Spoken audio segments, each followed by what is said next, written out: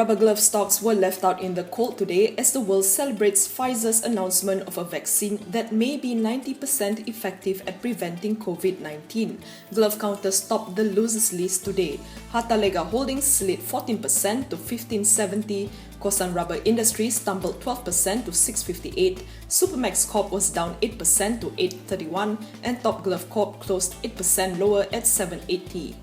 The smaller players also skidded, with Comfort Gloves falling 8% to 410, CarePlus Group down 9% to 315, and Rubberex Corp ending the day 10% lower at 223. Pfizer's announcement is certainly a welcome one as global COVID-19 cases surpass 50 million, though it's unlikely that it can start shipping to Malaysian pharmacies anytime soon. In Malaysia, the number of new COVID-19 patients stood at 869 today, with 397 detected in Sabah. This takes the total tally to 42,050 cases. 725 patients were discharged today, bringing the cumulative number of recoveries so far to 30,304. 6 new deaths were reported, taking the death toll to 300.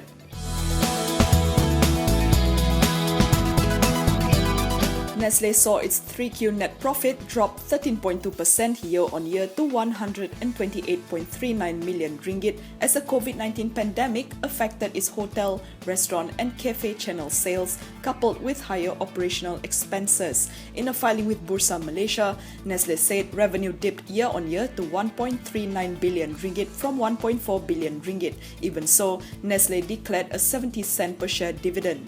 In a separate statement, Nestle CEO Juan Arenal said, despite the decline in earnings, the company's quarterly results reflect strong demand generation activities, which help to keep a robust in-home consumption for all its major brands. On Outlook, Arenal said that while Nestle expects external challenges to persist in the near term, the group foresees longer-term prospects to be positive. He added that Nestle's strong innovation pipeline across categories will further support its performance in 4Q and that the company will remain focused on driving excellence in operations and commercial execution to accelerate growth. Sime Darby Plantation has appointed PricewaterhouseCoopers and an independent international NGO specializing in migrant worker rights to further improve its compliance with human rights obligations. In its statement, SDP said PwC will be supporting its efforts to establish effective communication platforms and channels to address any concerns or issues surrounding its Malaysian operations.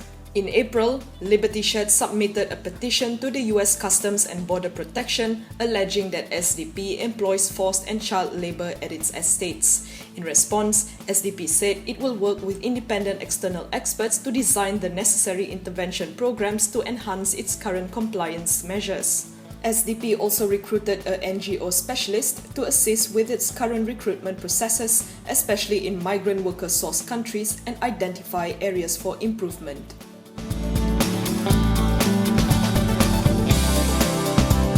KLCCP Stapled Group, comprising KLCC Property Holdings and KLCC REIT, saw its net profit for 3Q drop 13.6% to 156.7 million ringgit as its retail and hotel operations were hit by COVID-19.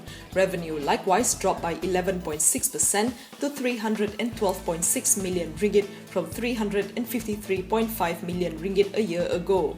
Even so, the group still declared a distribution of 7.5 cents per stapled security for the quarter. Although its office segment for the quarter remained stable, backed by triple net and long-term leases, both its retail and hotel business were badly affected. Retail PBT dropped 23% due to the provision of rental assistance to the tenants, while revenue for its hotel division plunged 73.5% as it chalked up a LBT of 16 million ringgit. KLCC Prop CEO Dato' Hashim Wahid says that the recent COVID-19 spike poses great challenges to the group, dampening the momentum it had seen during 3Q. However, he says the group will continue to focus on responding to the needs of the organisation and transforming its strategies towards driving recovery.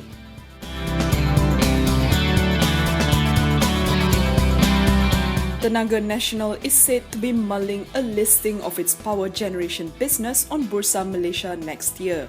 Bloomberg, quoting sources, reported that the state-owned electricity company is working with an advisor on its planned restructuring and hopes to finalize the exercise as soon as the first half of 2021.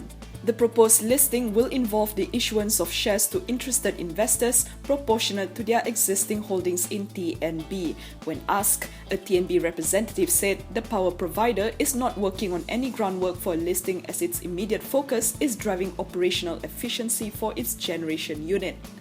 Back in February, Tenaga obtained shareholders' approval to reorganize its power generation and distribution businesses into separate holding companies. It has said that the move would prepare the company for upcoming reforms expected to take place within the electricity supply industry.